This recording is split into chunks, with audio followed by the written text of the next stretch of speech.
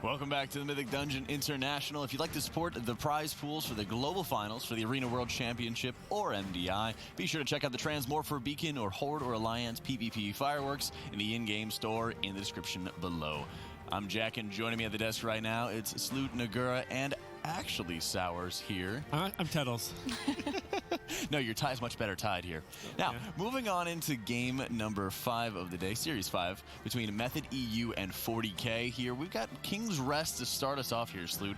A dungeon that actually dominated all of the Eastern region and beat all the teams. Didn't Sours tie Tettles tie for him today? Well, hey, I tied Tettles' tie, but he keeps on messing it up. It's not my fault. So King's Rest here, we've seen obviously a huge bloodbath last week in the East Cup. Just a lot of problems for teams traditionally throughout the weeks. One of the hardest dungeons, period, especially in this tyrannical setting. But these affixes, skittish, we talk about it every week. It might as well not be an affix with these prot warriors running around just because of the way threat works with damage production, and warriors can certainly produce a lot of damage. And on top of it, Grievous. Yeah, Grievous can certainly snowball out of effect, but a lot of the danger that comes in from the bosses in King's Rest on Tyrannical is really spike single target damage. You have the Sever Axe on the third boss.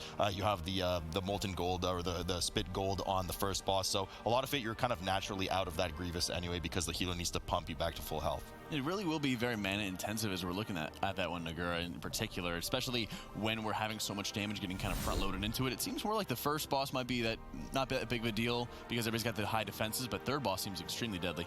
Definitely. We've seen a lot of struggles coming out of third boss, especially if you get the debuff on people who can't get rid of it, that can't be dwarves like the healer, for example. So definitely got to watch out for that one. I mean, Method EU at almost 90% voting here over 40K. Everybody knows their favorite is on this one as we start up in game 1 between Method EU and 40K on King's Rest. I think a lot of what really comes down to it at the beginning of these dungeons that we've seen, especially out of Method EU Nagura, is that they pull the whole room, and they do it successfully. Something that I only think 1 or 2 other teams has done, and some of them, when they've tried, have just failed miserably and had a lot of deaths. So we'll see if 40K is up to that challenge, as Method EU likely will be pulling the entire room's worth of trash for the Golden Serpent here. Yeah, and as you said, Skittish being basically a non-affix, the graphics also agree here, as it's pretty much not shown at all. And we see Method EU here preparing for this very first pull. Now, the one thing you got to see, getting rid of these first kind of mobs that have the absorb shield, right? So that's why we saw now dealing with them as soon as they spawn, and now they're pulling the whole room on top of each other with the tricks coming out of the rogues. Now 40K doing the very same thing, and both of them just popping their bloodlust, making sure to deal with this. Now in the past we had affixes that were way more dangerous for King's Rest, and these affixes not such a big deal, and that's why this pull just gets a little bit easier. Yeah, I mean, 40K difficult. 40K not doing the same thing though. They do the same thing in terms of popping bloodlust, but they left one of the champion packs on the side, so certainly a more modest pull coming out of 40K. Same strategy from both teams. Pop all your offensive cooldowns, get bloodlust rolling, kill this as quickly as possible. But on the side of 40K, they left a champion and a witch doctor over at the end that they've now started working on. Much safer for the tank and the rest of the group, of course, with the amount of whirlwind and tornadoes going around, but certainly not the most efficient thing you can do in terms of speed clearing. Actually, they left 2 groups up. One of the 2 bone warriors were on the side as well, so they're dealing with the other 2 of the 4 pulls right here, certainly the least dangerous ones, but nonetheless, Method U's already procced their first reaping, is waiting for the Golden Serpent to make its round around the pool, and has started. Zalia, unfortunately, eats one of the Shadow Smashes to the face, will have that debuff now for a minute, 20% health reduction for a minute. That could actually be pretty deadly with that Spit Gold from the Golden Serpent, Nagura. Yeah, definitely, especially if Zalia keeps getting the Spit debuff on him. Now, of course, it's RNG on who gets the debuff. It can be anyone except the tank. So if Zalia gets a couple of them in a row, runs out of defensive cooldowns on top of just having this debuff on him, it might be a problem. But we see the first one going on Maris here, as you see this big gold just doing so much damage, and then having the Grievous on top too. But as we mentioned, as Sloot mentioned earlier on the desk, it's just, you have to heal the Spit Gold anyway. And other than that, there's no AoE damage. So the Grievous is really not a big deal on this boss. Yeah, not a big deal at all, as 70% is about to be hit here for Golden Serpent on Method EU side. 40K has now procced the Reaping, pulled it on top of the Golden Serpent as well. Of course, does not have that Bloodlust available. They used it at the same time Method EU did, but their strategy is just slower at the moment. I mean, straight up, they had to do the trash in 2 pulls. Method did it in 1, so a fair bit behind here, about 23-24% separating the 2 teams right now, as 40K is trying to close that gap as quickly as possible, but it's going to be hard to get a huge amount of raw single target damage when the comps are the exact same and the players are already high caliber. Yeah, it's also one thing to note about 40K's King's Rest strategy, because they were pretty much the only team that didn't adapt their strategy to the Method EU one. The Fourty actually pulled the construct that is on a bridge by itself, making the pull very inefficient, and they did not do the Method EU thing where later on the bridge they will double CC something and then Shadow Melt to get the exact percentage, basically. So we'll see if Fourty actually just changed their strategy now to, in my opinion, the better strategy, which is Method EU ones, but we're going to see later on what exactly they're going to do. It would be neat to see any of the teams just innovating in general and coming up with something new, not exactly being forced to do so by these affixes. That, you know, there's no bolstering or anything of the sort or teaming that's going to force you to do something different than what we're used to seeing. So, and King's Rest not exactly the most open dungeon either in terms of encouraging to have a crazy wild strats and having a various amount of trash that you can skip and pull and do what you want with. So pretty locked in that sense, but we'll see exactly how they opt to pull the trash, especially at the bridge after Machimba, the second boss. But that's a ways off right now. It's the Golden Serpent. It's 25% for Method EU. Both teams, of course, at 22% apiece. They have dealt with the exact same trash in the exact same room as Fourty hits 41% on there. So this 22% gap between the two teams being maintained throughout the entire fight. Yeah, we actually see Zalia here struggling a little bit to heal the Spit Gold debuff away because he got the debuff on him. This is the third time in a row, so at this point he probably ran out of cooldowns. He does not have Bark Scream, probably doesn't have Iron Bark ready. As he drops really low, he's gonna die to the next tick here. Yep. Yeah, there's no way, not even Bear Farmer is gonna save him. They don't have a Battle Rest available.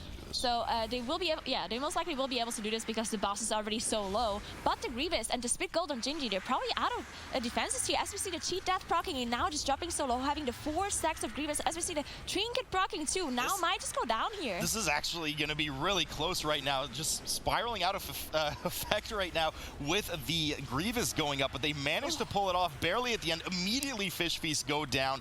Thank God for that Cheat Death Trinket. Thank God for Cheat Death for Rogues. They managed to squeeze the kill out at 10% when Zalia fell. He releases while the rest of the team eats up, drinks up, rebuffs, and heads over. But that was a close one for them. Fourty looking nice and stable right now. Spit Gold debuff is out on Igloo. Runs it to the side. He does have the cooldowns and the mana to deal with it. Method EU now heading into the gauntlet area. Okay, so Ali actually made a mistake here. As he was running back in, he actually pulled one of those mobs that fixate you, the one that with the Absorb Shield, and he did get feared. Now, hopefully he did get the Shadow Melt off and managed to de-aggro them. As you can see, the Colossus, the Guardians being pulled here, so he probably managed to get the aggro off. No, he didn't get the aggro off. As you see the minions of Zul coming in here. Now, on the other side, Fourty we actually see a death coming in from Lacelle. And of course, those mobs were not all killed. We saw the fear coming out for Frag and Mears there on the left side for Method EU, but they did manage to recover from it. A bit of a hiccup, not the most clean run we've seen coming out of Method EU from this dungeon, but now does not, for the next 4.5 minutes or so, does not have the Cheat Death Trinket available. Gingy's also vulnerable, does not have the Cheat Death, so Method EU a bit on the back foot here as Fourty has moved over into the gauntlet area as well. It looks like they haven't pulled the 2 Colossi at the beginning, the 2 Constructs. I'm not sure if they will, or if they have some other routing plan for the trash. Certainly a dangerous pull, but a very efficient one if you do it. Most definitely. It's just super efficient to get this extra percentage here from the Guardians. And as we talked about earlier, this is just a dungeon where you don't have many options to you because it's just such a straightforward dungeon and you don't have that much trash available to you to pick and choose what you're going to pull. This is why we see Fourty actually do pulling those Guardians. They just pulled them a little bit later on. Yeah, so the Guardians coming in for Fourty. Now these Guardians, at 50%, they'll increase their attack speed by 50% as well. So doing a fair bit of damage right now to the tank. But the thing to note here as well is that their frontal. The frontal is really the most deadly thing. We've seen a lot of teams have issue with that. When the frontal goes down and you're in it, it will stun you and do a tremendous amount of damage. So you constantly have to spin around the constructs and stay in melee range. Just makes it a lot easier, of course, to dodge rather than being out at a distance. But a damage coming in here for Method EU as they've dealt with their second Reaping Wave. Zalia finally heals up all of the residual Grievous from the players. Actually, excuse me, the second Reaping Wave comes in now as he heals up the residual Grievous from the players, and they get ready for the King and Queen combo with the Shadow Bolt and the Blade Storm. Yeah, so the one problem we've seen with this combination here of the King and the Queen is the mind control that comes out, because none of these players are able to actually dispel the mind control, because there's no Blood Elves, of course, since they're all Alliance, and there's no other offensive dispel available to them with the classes they are running. So it can go bad, as we see the Maris actually getting MC'd, and he might get hit by one of those things on the floor, but it should be alright. Maris should be surviving here, but yeah, that's one thing that can cause a death here. But usually it's easy to recover because it's on a damage dealer and they're just very easy to just get rest back up. Yeah, so Method EU just a bit ahead right now as they're dealing with the final king. I don't think they've dealt, yeah, of course, they still have the Archer Queen on the side with the Bone Raptor. In just a moment, they'll be getting that spawned on top of them, whilst Fourty is halfway through the third part of the Gauntlet, 3 of 4 that is. So they're just a bit behind. Lofus dips down to 7% from the Blade Storm, just takes a fair bit of damage, didn't move out quickly enough when King Timalji started doing his whirl. Players move well out of the way here for the Shadow Smashes and the resonant green swirly AoE from the Souls dying, the Lost Souls. 40k, 45% on the board, Method EU 48%, and Method EU will get out of this Gauntlet first by the looks of it. Yeah, so once Method EU gets out of this Gauntlet, they will most likely shroud this construct on the bridge area here that I talked about it earlier. 40k used to pull this construct actually and solo it basically, being kind of inefficient, while Method EU just skips the construct and does some more trash later on. So we'll see what Method EU does. On top of that, what we've seen in the past from Method EU is just kind of pulling all the blobs together and just pulling the construct on top too. So having very efficient pulls, and there's no affix at all that will prevent them from doing so, as it's Grievous and Skittish. So we're most likely going to see a huge pull here coming out from Full Room coming in as now charges into the first of the Embalming Fluids, also known as the Ooey Gooey Rich and Chewies. Now the constructs on the side have not actually been pulled yet. It looks like they're just trying to get everything together and stabilize threat on the tank, and shouldn't be too hard with the 2 ticks of the trade, but they're actually leaving the constructs on the side this time, which in past we've seen them pull the constructs on top of them. So just playing it a bit safer, wanting of course likely to desync their cast of the Entomb, which will put the closest player into the closest tomb to the construct and pulse shadow damage on the group until their fellow members have freed them. So construct 1 is pulled. They're sufficiently desynced in the opinion of Method EU now as they combine the 2 constructs together and keep them between the 2 tombs, because it will always target the closest one just in case they end up synchronizing. 40k doing a more aggressive pull. They pull the construct the moment they enter the room, grab all of the Embalming Fluids and head over to the construct on the far left side. So a bit of an advantage if 40k manages to pull this off, because they're killing everything together rather than killing the goose first and then the constructs. Yeah, so 40k is switching up their strategy here. The last time we saw them, they played this dungeon a little bit safer, killed the construct on the bridge, and did this pull in kind of 2 instead of pulling everything at once. Now 40k is skipping the construct and pulling those 2 on top of all the blobs in this room. So definitely very aggressive here by 40k. I very like to see it that they're switching up their strategy and changing it around, making sure they're a little bit faster here and riskier too. So this is their point to really catch up to Method EU, because they were behind, but if they pull this off properly, which it seems like they're doing, then they definitely have a chance to catch up here. Yeah, I mean, at this point in the dungeon, really the entirety of this dungeon lacks space for creativity with pulls. So the only really way to force yourself ahead of your opponent is through pure aggression of pulls. So we're going to have to see 40k really step it up. They know they're behind at this point. They know they're not that far behind though, but it's just so hard to be aggressive with some of these pulls, especially the ones coming up on the bridge. I mean, you can't just pull 4 Berserkers at once. They're just going to kill you because of the bleed. So we'll have to see what 40k does, if anything, if they can kind of pull anything out of their hat and hope to achieve victory over Method EU here. But Method EU, both teams actually now have pulled Machimba indeed. Machimba 78% on the board for Method EU, 87 for 40k, as both teams are handling the 60% reaping wave on top of the boss.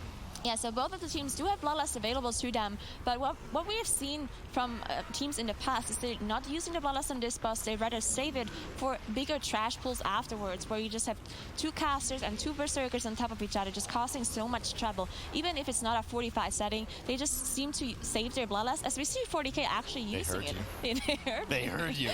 Well, I mean, I would say, at least from the cups we've seen, it's kind of 50-50 on where teams use this. We've seen it obviously on Machimba, as you mentioned, and on the double Berserker pull coming up, they turn it into a double Berserker pull with the 2 Hex Priests and the 1 Witch Doctor as well. But we've also seen teams do that really aggressive trash pull in Nagura, but be able to kill it without the Bloodlust. So it certainly makes it harder, but the trash kind of affixes are not too dangerous in this dungeon. We are in a tyrannical setting, so 40k trying to get a bit of extra damage out on Machimba, because this is really what's separating the 2 teams right now, is about that 10% between the 2 bosses. Yeah, and 40k did use the Bloodlust, so they still didn't manage to catch up to Method EU, even though they did use it, while Method EU still has the Bloodlust available to them. So it's definitely Method EU that is ahead at this point, even though they struggled a lot on the first boss, had Talia die, almost had a full wipe coming in as they managed to recover at the very end. So Method EU in the driver's seat here, even though it's very close still. It's 4% boss HP approximately. So 40K still has a lot of chances to catch up here, especially in the third boss, as we've seen a lot of teams just straight up wipe on that boss. And 40K has caught up a bit. They closed the gap to about 4-ish%. Method EU pulling just a bit ahead again as their second round of cooldowns is likely come up, or at least some minor cooldowns that they've clearly popped. 40K looking to follow suit as they reclose the gap down to 4 to 5%. Now getting crushed here by Machimba, who is actually just melees tanks very, very hard. Part of the reason why he has so many casts and different abilities that prevent him from meleeing the tank, so you get a bit of a breather and let your active mitigation catch up to you. Method EU downing Machimba not far from the entrance.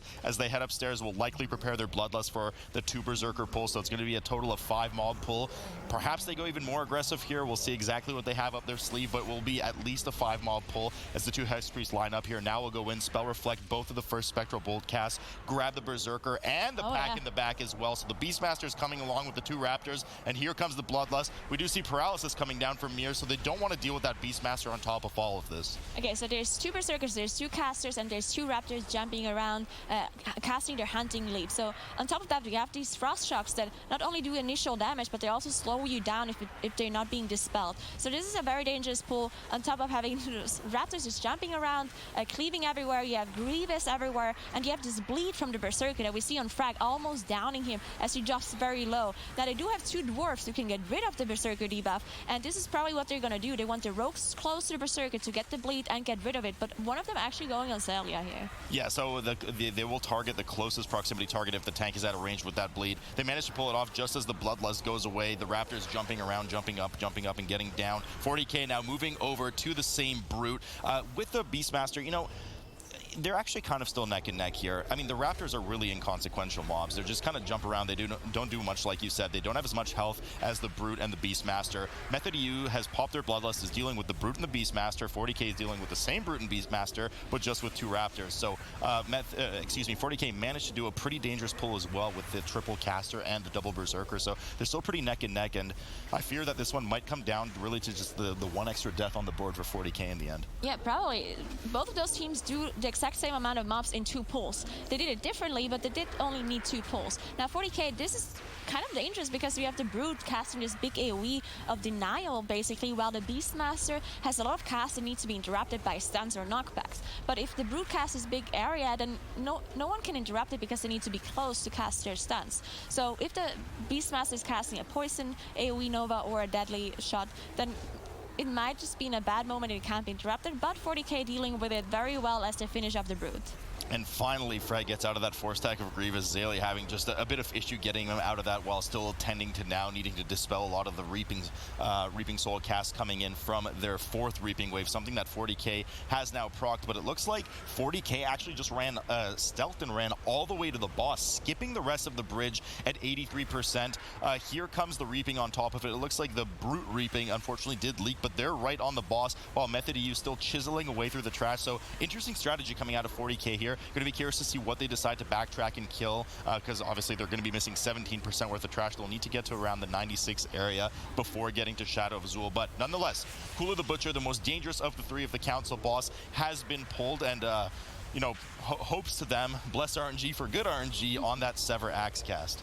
Yeah, so 40K has done this strategy before where they just kind of go to the boss first, but it's the same as Method EU, except they just do it afterwards. So it might just have something to do with their cooldowns lining up differently, because this pull that Method EU just did, 40K is going to do it afterwards. And there's no advantage to either of them, because you have to do the backtracking anyway, because you just go to the boss and you have to go back. So there's no advantage or disadvantage for either of them. It just depends on your cooldowns, basically, when you have them ready and when you don't. Now 40K is on the boss here on Kula, which is the most dangerous out of all of those council bosses, basically, because of this severing axe. But we saw it going on Wolf Disco, the very first one, and there was no problem to heal it away. Now there's only going to be one more for 40K's side, and as long as they have cooldowns available, it isn't less cell here. It shouldn't be a problem for Igloo here.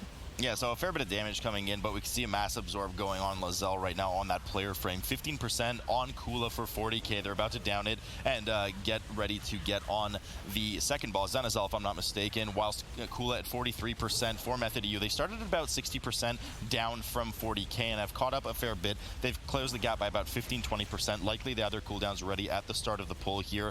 40k getting right on Zenitzel as he spawns here, frequently casting those lightning bolts on the tank, so you want to have some kind of a rotation of interrupts, but also take advantage of the spell reflect from the warrior. Rentari down to 50%, having a bit of struggle getting out of that 4 stack of Grievous, but shouldn't be too much struggle for Igloo. Unfortunately, 40k did get a third Severing Axe and the second one on Lae'zel, so 2 in a row on Lae'zel. This is the most dangerous part because you can, if you get 2 Severing Axes in a row, at some point you just run out of defensive cooldowns, right? And without any defensive, it's going to be so much harder for the healer to heal the damage away. Now, a very interesting thing to note about this Council Fad is that if you have Shadow Melt available to you or Vanish, you can actually get out of boss combat in between two bosses. So if you kill one boss before the second one spawns, you can use your Vanish or Shadow Melt, and you get out of boss combat, meaning all of your debuffs will be dropped. So if you have a Severing Axe on you right before Kula dies, you can wait until Kula is dead, use your Shadow Melt or Vanish, and get rid of the debuff completely. Yeah, certainly a nice trick and advantage for Night Elves there. Zenitzel now down to 45% for 40k, 68% for Method EU, as they 69%, excuse me, as they run around grabbing the rest of the totems. Now, the most dangerous totem, of course, is that explosive one. You want to make sure you kill it before the cast goes off and kills your entire team. After which, kill the Earth Wall one as quickly as possible, just so you don't have spam shields on the boss, which just really takes away a lot of your damage. The remaining ones, especially in an all melee group, are pretty inconsequential, which is why you see them refocus the boss and just kind of cleave it down a bit on the boss. Now, a lot of the cleave doesn't work, so there is a bit of switch of single target for the members of the team as they get near it, but no concern for them as Zenitzel down to 10% for 40k, getting ready to get on that last boss as they slowly kite back to the Torrent totem, excuse me. Yeah, so they want to finish off those totems before they're on the last boss because they don't disappear on their own. Usually we see the healers just kind of finishing them off in cat form, as you see Igloo just working on this Thunder Totem. Now the Thunder Totem in a full melee group is not a big deal, right? Because it just interrupts your cast. And if you have a full melee group, you don't have a lot of casts. So definitely not a huge problem for them. And Akali, the last boss here that is active, really not a huge deal either, especially if you don't have something like Quaking. Now the only thing you have to deal with is this charge that we've seen coming in here, the spell through from Akali, which will target a random player and then it will go through and it will split damage depending on how many people it hit. Now what they usually do, if it goes in a rogue, you will just vanish at the very end, because then he will just target another player and cast the same ability again and just kind of do nothing while casting. Yeah, certainly you want to keep the boss as stationary as possible, so a bit of bad luck coming out of Akali here for 40k, as there's a taunt on them just to kind of keep it centered in the room as much as possible. If that debilitating backhand does connect with the tank, it is a substantial armor loss for them and they take immense amounts of damage, which is why you see them kiting around. So not very lucky for Rentari, unfortunately. There they have about a 25-ish% chance to dodge or parry combined that attack, and it just hasn't worked out 3 times in a row now. So Akali starts running away, and it's obviously a damage loss. The melee gets to stick on it, but the prot warrior, which we know can deal an enormous amount of damage, has to run around in circles. Method EU, not sure if they've had a bit more luck with that, but they certainly closed the gap between the bosses. There was about a 60% difference between the first boss, and now we're down to only about 22-23%. So Method EU closing the gap nicely. 40k now has to rush away quickly, heal up the rest of this Grievous that's plaguing their team, and still do a bunch of trash, while Method EU gets to just stealth and go straight to Shadow of Azul in 9%. Yeah, Method EU not that far behind on the boss at all. So I do think it's definitely Method EU who are ahead here, because this trash that 40k has to kill definitely takes a lot longer than these couple of seconds that divided those 2 teams between the boss kill. So 40k, you can see doing the same trash pull that we've seen come out of from Method EU earlier. Well, Method EU can just go through, they will pull the mini boss, and the mini boss, we've talked about it before, that how dangerous it is really, but it's not a fortified setting, so the mini boss is not doing more damage, and these affixes don't really make it more difficult as long as you make sure that the Grievous doesn't stack up too far. Yeah, no, it's just a bit too slow here from 40K. I think they still have to kill the 3-pack as well. Yes, indeed, as Rentari charges off to the left and grabs the remaining Berserker / Witch Doctor / Hexpriest cast. Method EU already working on Shadow of Zul, about 60% left on him. Pure magic damage coming out of him in the form of Shadow onto the tank. So a lot of damage intake. You're going to see a lot of spam of Ignore Pain from that Prot Warrior, wanting to make sure to rotate defensives as much as possible and help Zelia out to let him get some DPS in. But certainly one of the most dangerous mini bosses. No worry if enraged like we saw last week here, though, which, to be honest, wouldn't be that much a concern anyway, because we do have Resto Druids present in both groups. 40K now looking to finish up the rest of their trash and move over to Shadow of Zul. At this point, it's going to take, frankly, a wipe from Method EU for them to lose. They're just starting to widen that gap too much, and they're at the last boss now. I think the one thing that is actually kind of difficult with Grievous and his mini-boss is that you have this AoE ability that drops everyone a little bit low. Now, usually this AoE ability is not going to kill anyone, so the healer doesn't have to heal anyone but the tank. He can just spam your regrowth into the tank, make sure he survives. But as soon as you have Grievous, you need to deal with the Grievous stacks. So you have to heal the group on top of healing the tank. So that's the only thing that makes it a little bit more difficult. But Method EU, no problem at all, as they're engaging King Dasar here. On top of a little bit of the reaping, they probably shadow melted the rest of them away. So they only have to deal with some of them that were too close and they couldn't shadow melt away.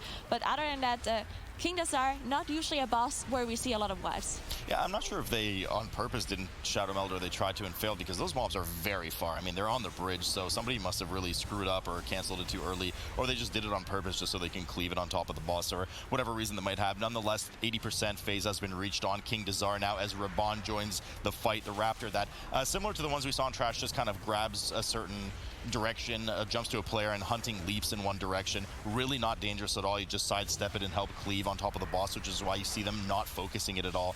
The most dangerous one that you're going to see is at 60%. When the second mounted Raptor comes out, all damage is redirected to that Raptor from King Dasar, and it will occasionally fear everyone for 2 seconds. So that's usually when teams save their cooldowns and Bloodlust for. We'll see that momentarily for Method EU here, as King Dasar is now at 61%. 40K has dealt with, finally, the Shadow of Zul, dealt with their 100% reaping. I'm not sure if they Shadow Metaled it off. We'll see in a moment, but they're getting ready to pull Dasar just right now.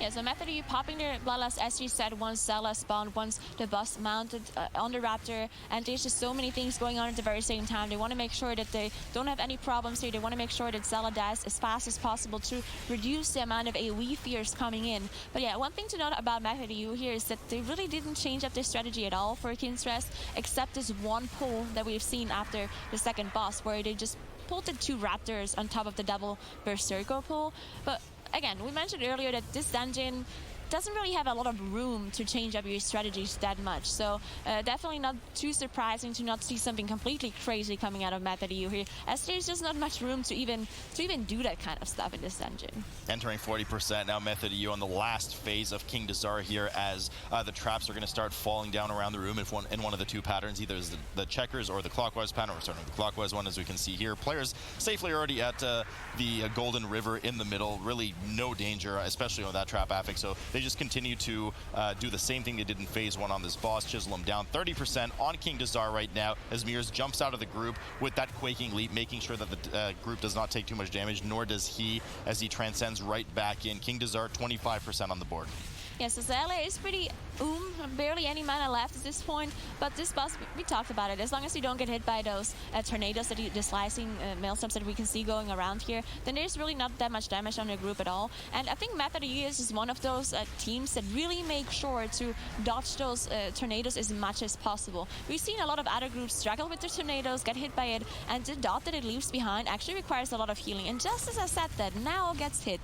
They hurt me again. Now gets hit, and unfortunately the final nail in the coffin for 40K. Lozelle does go down. They use the battle res on him, but that's an extra 5 seconds on the board, plus whatever damage, maybe even cooldowns that he had active. King Dasar now at 6% for Method EU, as they look to take the first game here from 40K in what was definitely a pretty close fight between the 2 teams. I mean, it was looking really solid for 40K, but, you know, I'm sure Saras will talk about this, Nagura, but everything was just a bit slower, especially right off the foot. We saw it with the first room. Method pulled the whole room. They didn't. They pulled it. Yeah, Method NA taking a very strong first game here in King's Rest. And like you said, it wasn't really a disappointing performance here by 40K, especially considering their opponent on this one. But there just wasn't really enough here, Sours. A little bit too reserved. Maybe if they had pulled more mobs, the Warrior would have been able to hit 40k DPS with his Thunderclap more consistently. But when you pull slowly, and there's only so much you can pull in a dungeon. Now, I think King's Rest is a dungeon that only has like 130% of the possible kill count in it out of a possible 100% of the kill count. And so 40k, they looked like they were sort of aheadish on Kali, but if you notice, they only have 83% kill count when they finish off their third boss, whereas Mythic EU has a 96% of their kill count. And that difference of kill count, 13%, is like more than 3 minutes of killing trash, and that was more than the gap between these two teams. And then Method EU, all they had to do was walk over to the boss and kill it without dying, and they were able to do that splendidly, and that's how they get an easy win here. Yeah, at that point, there was really only one real mistake that actually ended up happening, or it really impacted their chances of winning, and that was that early death that they had on the Golden Serpent there, where they almost kind of lost it all here. Yeah, Sours. we talked about how like the only thing that really kills you in this dungeon is like really high single target damage on players, and so Xaylia gets a gets the gold spit on him. He gets down really low. Now he's got to get himself out of Grievous as well as now out of Grievous, and here comes the big AoE, and so Xaylia just gets himself out of Grievous, and then what do you know? RNG decides to give him another stack, so he doesn't have anything really available for the second one, and you see just how much a tick of this does. Look at that. 2 ticks gets him down to, like, it would have, 2 ticks without any healing would have killed him instantly. So when you don't have any defensives up and a 19 Tyrannical, Grievous is going to get, like, the Golden Serpent's going to get you, and Grievous isn't going to do you any favors either. Been there, unfortunately, as I'm sure, Nagura, you could say the same on that one. But Game 2 is going to be on Motherload, so we're going to be taking a quick break. Don't go anywhere, guys. Game 2 between Method EU and 40k coming up right after this. Method EU is up 1 against 40k here as we're moving on into Game 2 on the Motherload here. Quite a bit of damage and quite a bit of sanguine is going to be facing up against us on this one here, Sours. I think this is Jimmy's favorite dungeon, right? That's right. I think it's all of their favorite dungeons. In fact, they all had a lot of happy tweets about it. Oh yeah, like you can't go wrong with Sanguine and Motherload. We saw it heal a couple of Peacekeepers up to full earlier. I expect it to happen again. Yeah, and at this point, it's going to be how much healing is going to go into this one, Sloot, and how much time is going to be wasted as a result of it. You gotta love the Sanguini Christini coming up here. And it's just, but you know what? I mean, they must have considered some other trash alternatives. It's not like Motherload is lacking trash in any way.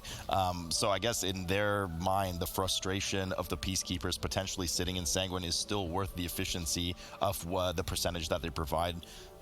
I don't know. Yeah, we're gonna be able to make your own bet on this one, right? That's right. And at this point, it's going to be, not only the Peacekeeper percentage, which is very high, and especially when we're not in a fortified setting, they don't really deal that much damage. But it's also the mech jockeys. Whenever you're able to at least attack the mech jockeys and they hop inside the Peacekeepers, you get a lot of extra percent on that one. And Nagura, at this point, because last time that we saw them, we were on teaming, and they actually ended up going into that research development wing after the second boss before the third one here. You think that's really going to be something we're going to see if they don't need that extra percentage from teaming here? I don't think so. Not only is it very dangerous, as they had like 20 deaths or something coming in the last time they pulled it, but I also think it's really just a teaming kind of thing. I think they get enough percentage at the very start of the dungeon, so they don't need to do that risky pull. Yeah, I think the only argument maybe for why they'd want to do it is if there was just the Peacekeepers that they didn't want to bother with early on. They say, okay, well, everything here is pretty similar in percentage HP, but if you're getting like the Mastermind casters there, it's just going to be such a pain to deal with, Sour, so they do not want to move. Yeah, if you thought that the Peacekeepers were bad with Sanguine, wait until you see Masterminds with Sanguine. So now you can kite some of those research development Masterminds by kind of like being max melee range and scooting back very slowly. You can kind of drag some casters around like that, but and it's going to be tough. I wouldn't do it if I was them. Well, we know the Masterminds aren't affected by Sanguine because they're floating, Jack. Oh, that must be it. I mean, that's why I can just levitate over them. Thank you, Sloot, for that information. But going on, Game 2 between Method EU and 40k up on Motherload. You guys heard it here. Just levitate over Sanguine forehead. Both teams right away, mass stealthing over to what is usually the center part of the large pool that comes in from most teams as they go into this kind of little hut here, making sure to line of sight a lot of the mobs that would otherwise have some range cast. Rentari dipping quite low off the bat, and Igloo getting charged by one of the thugs that has already inhaled vapor. So a lot of damage that comes in on the group. Nagura, we talk about this every week. A lot of the most dangerous part of the trash here isn't necessarily just on the tank and the Sanguine that we mentioned, but just the residual damage on the rest of the group that's inevitable. Yeah, Yeah, there's just so many casts that need so much control that you need on those thugs, for example, who charge around that you can't avoid. Now you need to dispel the enrage on the thugs, and you have interrupts that you need on the vendors, on the assassins, and on top of that, just the peacekeepers and all the other mobs just doing so much damage to the tank and quaking on top of it too. So we see the peacekeepers just kind of being a full HP still, as some of them obviously come later as the mech jockeys need to walk to them, they need to activate them, and then they slowly walk over as the peacekeepers just walk very slowly, which is not very nice, especially when you have Sanguine. No, not at all. Both teams popping Bloodlust within 1 second of each other, doing similar pulls as more and more peacekeepers join the parade on either side of the screen right now. We're gonna just be in a match here of RNG of how many peacekeepers decide to sit in Sanguine from these two teams. Now, you know, we joke a lot about Sanguine, but Sanguine is controllable within reason, Nigger. I mean, Sanguine drops when a mob dies, it will drop a pool under it. So you can control where these mobs die, you can control where you pre-position these peacekeepers. So there is certainly a lot of choice involved in how often these peacekeepers get the Sanguine under them. Yeah, the problem is the different kinds of HP, really. The thugs are more HP than the vendors and the assassins. So you want to, of course, control the non-peacekeeper mobs, because the peacekeeper mobs, they're not typhoonable, they're not knockable, they're not stunnable. You can't do anything to them CC-wise. And they also just cast a lot on standstill. So you want to make sure you deal with the other mobs when they die. So when the thug dies and the assassins die, you want to make sure they don't die close to peacekeepers. Now the problem is that they have different kinds of HP. So, and you only have that many Ring of Pieces and that many Typhoons to knock them away. So once the assassins are low, you want to knock those, but then the thugs are not going to die because they have more HP, and then you need another knock for when the thugs die. So that's pretty much the biggest problem with this Sanguine coming in, just the control, really. But you do have two taunts available as well. You have the Windwalker taunt, and you do have the Druid taunt to make sure in case something, a mob is about to die and you don't have any displacement ready, then you can still just taunt them away. Oh, so much damage coming in on Rentario right now. 36 stacks of those Reaping Souls goes right down. No Dispel coming in from Igloo because there was some residual stacks on other members of the team. Lofus procs that cheat death as well. Battle Res comes up immediately, gets Rentario up. Not going to be available again. Lofus dipping quite low. Here comes the Quaking. Manages to sneak away from that death even though cheat death was not available. And a charge coming in here on Igloo as he's struggling to heal the rest of the team up that they've combined with a lot of the trash and the first Reaping Wave here. Huge amounts of damage coming in as Disco dips quite low as well, as Zell dipping low, and just so much healing required for Igloo as his tranquility is cut short. He needed to move out of the green swirlies coming out of the Lost Soul, so still a fair bit behind on damage, while Mythic EU now 29%. Gingy unfortunately got hit by several of the green swirlies as well, has a 4 stack of the debuff from the Lost Souls. That's 40% decreased damage and healing done, procced his cheat death, and does not have his cloak available. Yeah, so 40k making a huge mistake here. Not only the tank going down, but also an assassin casting his poison that didn't get interrupted. Once the assassin casts a poison and is not interrupted, he will gain a buff on himself, and all the melee attacks plus the Fan of Knives that he's doing will apply poison stacks to everyone. Now the whole group pretty much had 3 of the poison stacks, and Eagle just had to stand there, heal the poison away, because of course he can't dispel everybody, and then he just did 50k HPS trying to keep the group alive. Thankfully they didn't have any other deaths except Rentari going down on a pool, and they did manage to recover. But this is one thing where you can see how difficult it is to do those kind of pulls as a tank, especially in meta load at the start here, because you have those laborers who just kind of throw wrenches at you that do a lot of damage, and then on top of that you just have to gather all the mobs around, and you have a limited amount of defensives when you're gathering the mobs before you even have any raids or anything. So you definitely want to make sure you have, I don't know, Iron Bark or anything else ready on the pull to make sure you just survive those kind of pulls. Thug charge going out and doing a fair bit of damage to Igloo there as he gets the charge out on him while he's just trying to heal. Now, these Adult Thugs do cast Inhale Vapor, which increases the damage by 50% if I'm not mistaken for physical, so that combined with the charge on a healer could actually be quite lethal if it's timed improperly, or unluckily rather, with the Quaking. Don't forget, we are still on that Quaking affix. Every 20 seconds or so you'll pulse for 20% of your max HP around you, interrupting spellcasting and clipping any nearby party members, so that can certainly line up quite badly sometimes. Method EU about to proc their second Reaping Wave here as they hit 43%. 40k following suit as well. 39% on the board, about to hit their second Reaping Wave. Teams once again quite neck and neck, just like we saw in King's Rest, but 40k has that death on the board. Yeah, so both teams, of course, did use their Bloodlust on the first pull, which we see from most of the teams except Abracadabra, who's kind of playing the strategy of just wasting one whole Bloodlust, which we don't see from those two teams going out. Now, Method EU, 5 minutes on their Bloodlust. I assume they're just going to wait for the cooldown to go off and then use the Bloodlust on the boss, as we've seen from them before. Now, one thing to note as well, that none of those teams, again, are playing DK. We see Loaf is actually going down as he didn't have cheat death available on 40k's side, and we see a lot of cast going through as you have one death, no battle rest available to you, and as soon as you have a death, you just fall apart because you're missing interrupts, you're missing control, and then more people are gonna die. So let's see if they can recover here. Yeah, no, a lot of Ice Spritzers going out. One of the channeled casts, of course, from the refreshment vendors. If those reach completion, they will actually freeze the player they're on, along with, if they don't kill them first. Rentari goes down here. No battle res available for about 4 minutes, so the group is gonna have to try and kill everything else. Vendor gets interrupted there via paralysis from Lizelle, but it's not enough. There was damage taking on it, so it breaks it right out. There was damage, cleave damage going on it, so it breaks it right out, starts casting on the mobs again, and they're just doing whatever they can to salvage the rest of this pull while Rentari has already released, but this trash they skipped at the beginning of the dungeon, so likely need to use that Shadow Meld to even get back to them safely. Frag just having a bit of damage, dip him low there, but nothing Zayla can handle as another Quaking Pulse hits for them. 54% on the board, but Rentari goes down again. On his way back is just not enough, and Fourty finds themselves in a rather dismal situation right now. They might be able... No, okay, so he did release here. We also see deaths coming in from Method U on the other side, as we see both Maris and Gingy go down. Now, Gingy released and they got a battle rest onto Maris here, as Gingy can stealth back. Frag does not have cheat death available to him, as he drops very low too. And as I said, as soon as you have deaths here, then you lose the control, basically. You lose interrupts. You can't deal with the vendors anymore. You can't deal with the assassins anymore. So, definitely very difficult for them to finish off this pull, but there's only 3 mobs left, so they should be able to recover here. In typical Method EU fashion, we were just talking about this during the break. They seem to have this luck aura that if things start to spiral out of control, it always happens just barely at the end of the situation, so they can still recover with the 3 or 4 members they have left, and that's exactly what happens here, unlike on the side of 40k, where things started going out of control a bit too early, and it cost them a fair few lives and time lost. Method EU now about to proc their 6th Reaping Wave, full strength again with the team as we get another Quaking Pulse. Neither rogue, of course, has that cheat death available to them, so fairly vulnerable for a while. I believe the tanks do have their Bon Somebody's bargain trinkets available, so something, perhaps some silver lining to this situation. They got a bit out of hand. 40k now, 53%, doing a fairly large pull here, getting ready to proc their 3rd Reaping Wave, but they're just slowly falling further and farther behind.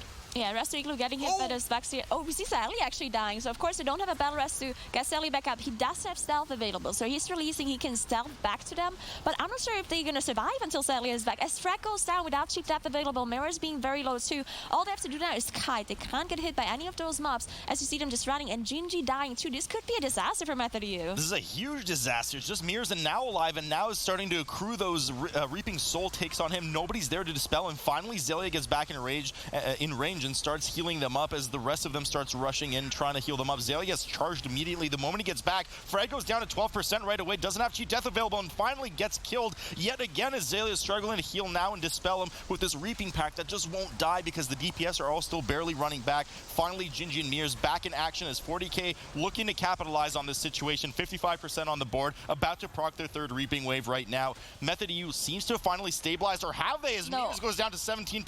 Gingy dips low again, another Quaking Pulse finishes Mirrors off right now. Gingy goes down as well, now running for his life, sub 10%. This is a disaster, Nagura. I'm not sure if they should just reset the pull at this point. Zalia died again because not all of the DPS were there. So the Spritzer was casted on Zalia. No one interrupted it because they didn't have it available to them. And Zalia going down again, meaning that it's just like going out of control again as soon as you have a healer dead. And Zalia just coming back and dropping so low again. They're just losing so many deaths as Maris dies. It's just the same as we saw the last time in the R&D wing, where they just had a wipe and they just kept releasing, going back in, kept dying, releasing, dying, releasing. It just cost them so much time. Maybe they should have just made the call of resetting, just shadow melting it off instead of losing 10 deaths here. It's such a hard call to make because the group is so low, but the Peacekeeper now gets a bit of healing on it. He rises back up to 40%.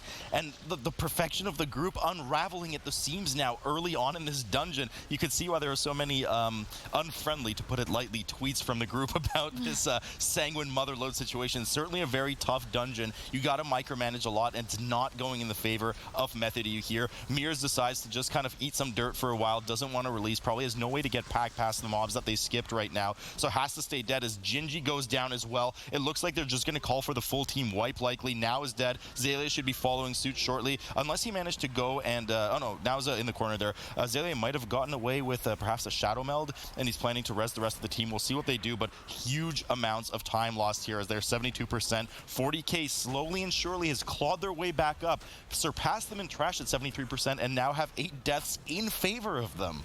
Yeah, 40K definitely it's their way to go back into this game, because let's be honest here, 4 deaths versus 13 deaths, that's a huge amount of difference. And now 40K managed to catch up on percentage too. At this point, 40K just have to play clean and finish off the dungeon, and they most likely won, because I mean, the 13 deaths is just a huge time difference. As you see, 40K just finishing off this trash packs here, as you see the Ring of Peace coming in for control, and they will proc the 80% Reaping Wave once they finish off this. Yeah, I mean, it's looking better and better for 40K. You know, it's ironic, we were just commenting on how slowly Method EU's pulling ahead, but one pull is all it took, and their luck, or I suppose, didn't work this time, because things started going sour quite early into the pull, and at that point they just couldn't recover it with the few members they had left. Another quick quaking coming in for Method EU right now. Both rogues still not having that cheat death available, of course, just because of the flurry of issues that they had, as 40K looking to further capitalize on the issue. 77% on the board. They will be proccing their 4th Reaping Wave here momentarily. Both teams now have their Bloodlust available. This is usually a cue for the teams, Nagura, to start getting over to the first boss, which is what we see 40K doing, and making use of the second Bloodlust.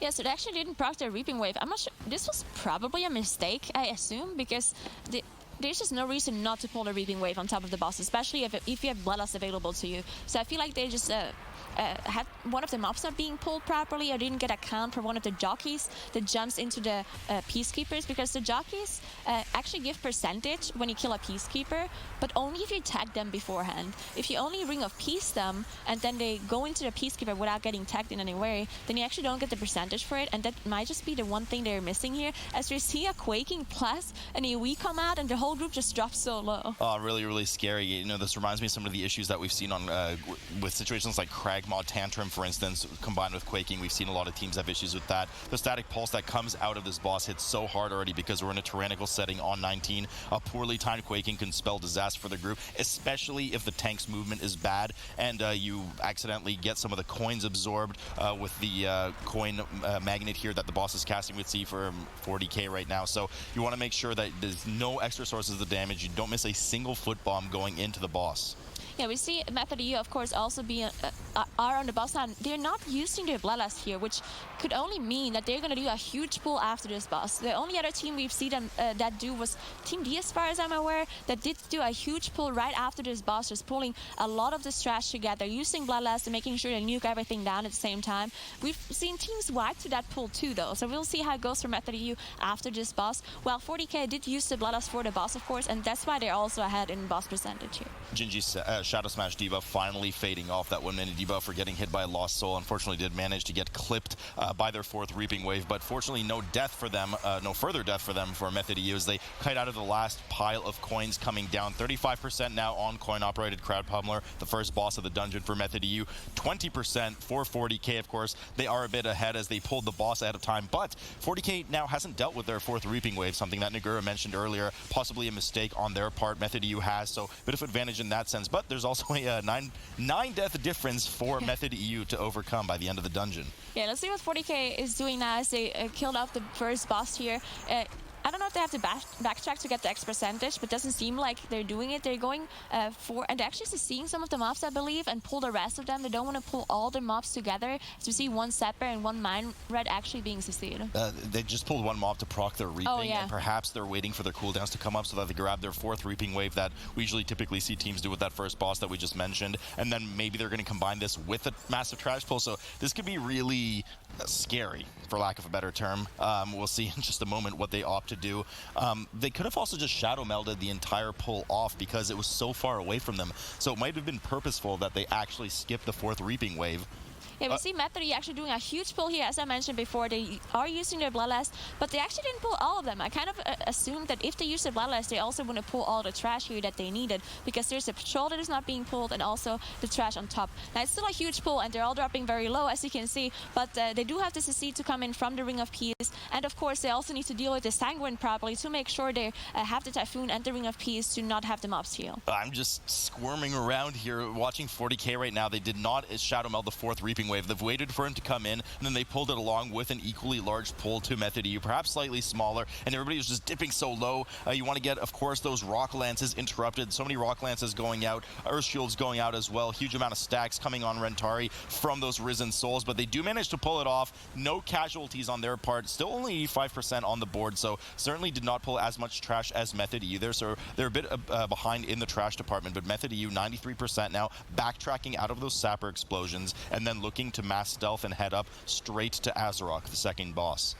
Yeah, so Method EU actually ahead now when it comes to time in the dungeon, if you don't think about the difference in death seconds that they lost, right? So this can be a very, very close match between those two, because Method EU is ahead, but the 45 seconds difference means so much. 45 seconds is such a long time that Fourty has to catch up on them, as Method EU used their Shroud to skip to the next boss, Azeroth here, and we can see the double fix it coming onto Celia and Gingy here, which you know, it's good to have it on a healer, because the healer can actually kite without losing damage, but on a rogue, it's not what you'd like to see. And it's a funny Method EU now at 97% trash, so they're very close to completing their trash. They only have to do a very small pull down in the R&D wing. I guess they decided not to go with the pull that they did last time in here in the Mother Load, which was disastrous and kind of led to that 19 chain wiping situation that they had. So they deemed it was not worthy of their strategy, as Fourty follows suit with 97%. Mass stealths up the hill and will be momentarily getting started on Azeroth as well. Pretty big difference between Bloodlust usage on the two teams, but at this point I think they're both going to end up using it on that final boss.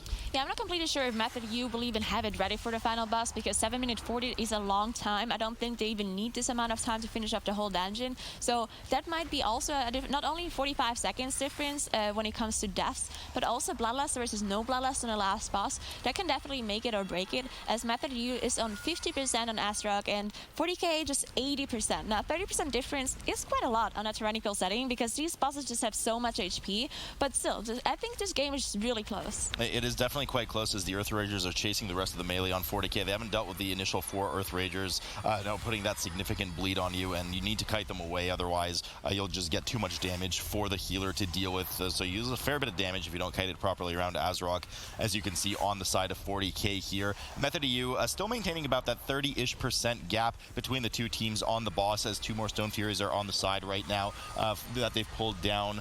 Those are the ones they pulled down from the Gauntlet, if I'm not mistaken. So those are the ones that they're using to their advantage in order to proc their 5th Reaping. Now, they have to be careful not to proc it right under the boss. There's Sanguine, of course. Last thing you need is to heal up a tyrannical boss. Yeah, so that's definitely very smart and efficient by Method EU to pull those 2 Stone Furies on top of the boss. We've seen them do this before, where they don't pull the mini-boss like Method NA does, but they just kind of go around the mini-boss and pull those 2 Stone Furies on top. Now, as you said, they want to kill them after the boss died to make sure they don't heal. And 40k, I'm not sure what they're gonna do, because they're also missing 3%. So it would also be beneficial for them if they would do the same thing. As we can see, some of the mobs come in, but they didn't pull the Stone Furies. They actually got the smaller ones, which don't give a lot of... Oh my god, that Sanguine might heal the boss. It's actually so close. Okay. Oh my god, I saw that little Shalebiter come in, and that was really, really dangerous. But 40k manages to slip away and not get a single tick of the Sanguine on Azeroth.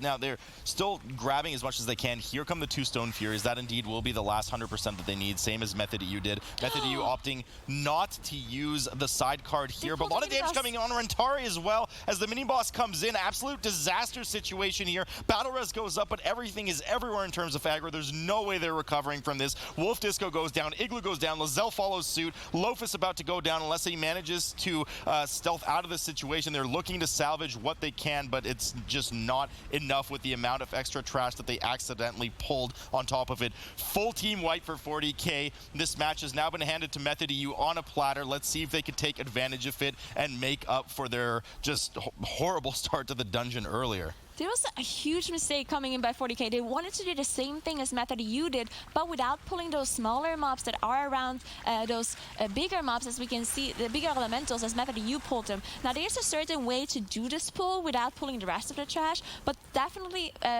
Igloo from 40K messed it up, and he did something wrong, because not only did he pull the smaller mobs with the bigger elementals, but he also was in such a position that the mobs walked through the mini-boss trash and pulled the mini-boss trash on top too. Now, this, even if the Rentari wouldn't have died, they still would have had a full team wipe coming in, because they just mispulled this mini-boss trash back, which is something they definitely don't want to pull on top. So, again, Method EU, just 13 deaths, they're probably going to win this dungeon.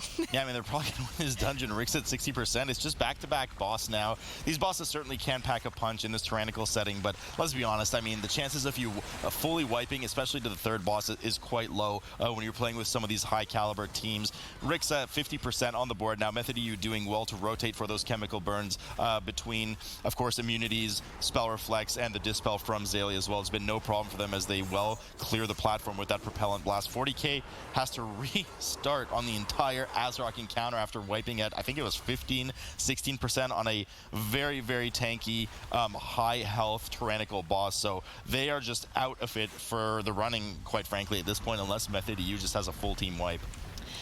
I mean, let's be honest, they had a couple of full team wipes before in Metalo, sorry. So things can definitely happen, but yeah, it's just such a huge difference now.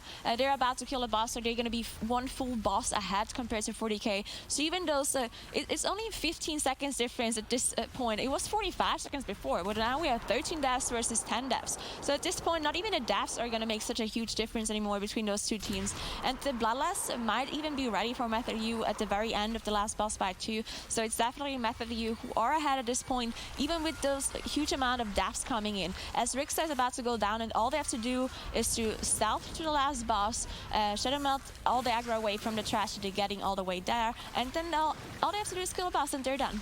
Yeah, I mean, Rick's at 0% right now. Just kill the boss for it, right, Nigra? Yeah. The mass stealth comes in from them. Let's see if they can kind of clean sweep through it. We saw a couple of the East teams actually manage to somehow snake through this entire area of trash without getting spotted by any of the true sights from the large mechs. We'll see if Method can follow suit. If they don't, frankly, it's really not a big deal because they have Shadow Melt anyway, so it doesn't matter. It's more of just a fun thing to see if they can pull off. And they don't, as the entire trash follows them and chases them. They run upstairs, get ready with that Shadow Melt, and will be pulling Mogul Razdunk here in just a moment, the fourth and final boss of the dungeon. 40K still chiseling away at Azarok right now, 10% on the board for them. And then they need to go down. They need to still deal with their fifth Reaping Wave. They need to get to Rixa, kill Rixa, and finally get to Mogul to even catch up to Method EU. In 15 seconds in death difference, certainly not enough time for that.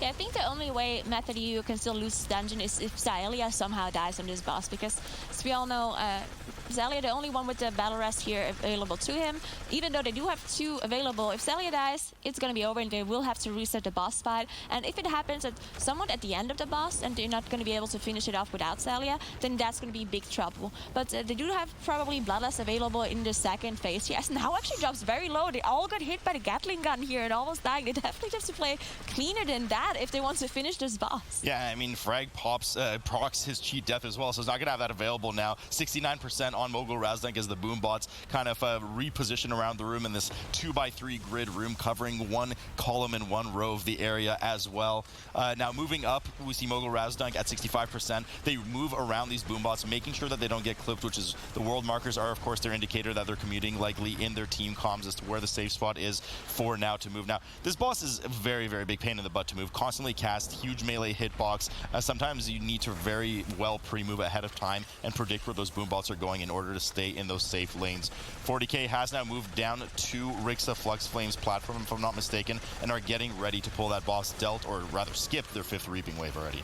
Yeah, so the one annoying thing here is quaking, of course, because when the Gatling gun comes out, you want to make sure that you kind of stack up and go around the boss. But if you get quaking, you want to spread out at the very same time. So that's definitely an annoyance that you don't want to deal with. And then the intermission phase here, there's a lot of AoE damage whenever the boss goes down. Now, if you get the quaking in an unlucky moment and you get the AoE plus quaking at the same time, that could also cause trouble. It could cause a lot of trouble, but they're well dealing with the Sky Scorchers coming down right now, making sure to intercept any of those Heart Seekers. A bit of dip low damage here from the crash coming down from Mogul, but nothing that they can't handle. Azalea runs over to the second pillar that they need to crash down upon in order to release the boss from this immunity shell, essentially, and return back to the first phase. Very unfortunate that it wasn't a healer here. Had to interrupt the tranquility here. You hate to see that as a Rasta Druid if you just want to cast your heal and you just gotta move. Now, Mythic EU, of course, has their Bloodlust available here in their second phase and their Puppet. They want to melt the boss as fast as possible here to make sure that they're winning the series, basically. As 40k is still on Rixa, they're just so far behind at this point. Not even a death difference is gonna make or break it at this point. Mythic EU, all they have to do is finish off this dungeon, finish off this boss really without having any deaths. But all of them actually dropping kind of low. I do believe it was a missile that hit the melee here. So Sally definitely wants to make sure that he goes out to not get hit, to not hit anyone else. And they also want to make sure to dodge this Gatling gun that they got hit by before. Yeah, I mean, it should be no problem for them to clean up the dungeon. I mean, even if they wipe here, well, okay, maybe if they wipe here, that'll actually be quite close between the two teams. But a lot of sloppiness coming out of both of these teams. I guess we can see why they were so adamant at expressing their feelings of negativity towards this dungeon on Twitter. Nonetheless, Mythic EU manages to dodge another bullet, still undefeated across all three cups. I don't know how they keep doing it because that one was looking like it was going to be 40k's map, but that aura of luck and skill that they have has still succeeded for them one more time as they take the series 2-0 in probably not the cleanest map we've seen them to, Mr. Jack.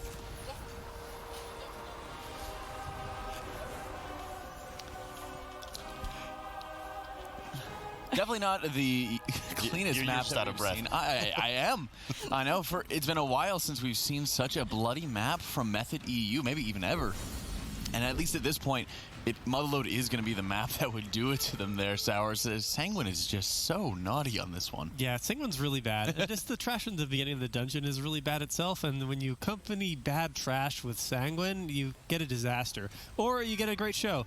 And so it really depends on what you're in here for. If you're in here for the players, you're probably like, oh man, I feel really bad for these guys with all that Sanguine. And if you're in here for the disaster, then you're like, all right, now we're talking. That's right. My kind of language. So, like you said, Sloot, this started off kind of sour for both teams at the beginning of the dungeon, but it went extra sour for 40k here on Azeroth, where I guess they CC'd some of these Stone Furies earlier, and then they didn't actually successfully drop combat with them, and so they ran up the hill, and it looks like then they social aggroed Taskmaster Askari and into the boss, and when you wipe to a boss at 20%, then there's not really a lot of coming back for there, and Mythic EU was able to capitalize on it, and all they had to do from this point on was just not wipe, and they were able to do that.